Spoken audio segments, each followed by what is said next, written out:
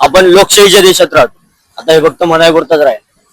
खरं म्हणजे काल जे जंतर मंतरला झालं किंवा जे दिल्लीत झालं ते खरंच योग्य आहे का? आपल्या मनाला पटतंय का? हे प्रश्न आहेत. मला तुम्हाला नाही विचारायचं, ज्यांनी हे केलंय त्यांना विचारायचं की बाबा तुम्ही मारून घरी गेलात, घरी तुमची मुलं तुमची वाट पाहत असतील. तुम्ही ज्यांना मारलं ती मुलं होती, ती भारतीय होती, ती भारतात कुठल्या तरी शाळेत कुठल्या तरी कॉलेजला शिकत होती, काहीतरी जेन्युइन प्रश्न घेऊन तुमच्यापर्यंत पोहोचली होती.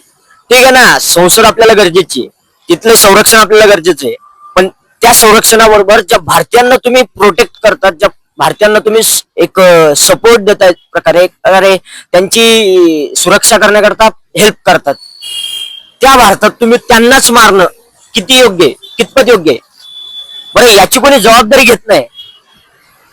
ठीक आहे, आपला विरोधी पक्ष त्यासाठी आत्ता काल परवाकडे काहीतरी बाजू मांडायला तयार झाला. त्यांनी कोणातरी घराच्या बाहेर आंदोलन केले, मग त्याच्यावर संसदेत काहीतरी उमटलं. हे सगळं खरंय, पण इतके दिवस, आज 25-26 दिवस ते सोनम वांगचुक सर उपोषण सोडायला तयार नाही. याला जबाबदार कोण? अजूनही दखल घेतली जात नसेल, अजूनही प्रश्नांना जर उत्तर भेटत नसेल, तर याला जबाबदार कोण? ठीक आहे, उद्या राजीनामा भेटेल. राजीनामा जरी भेटला तरी ज्यांनी मारहाण केली त्यांचं काय? त्यांच्याबद्दल कोणी बोलायलाच तयार नाही.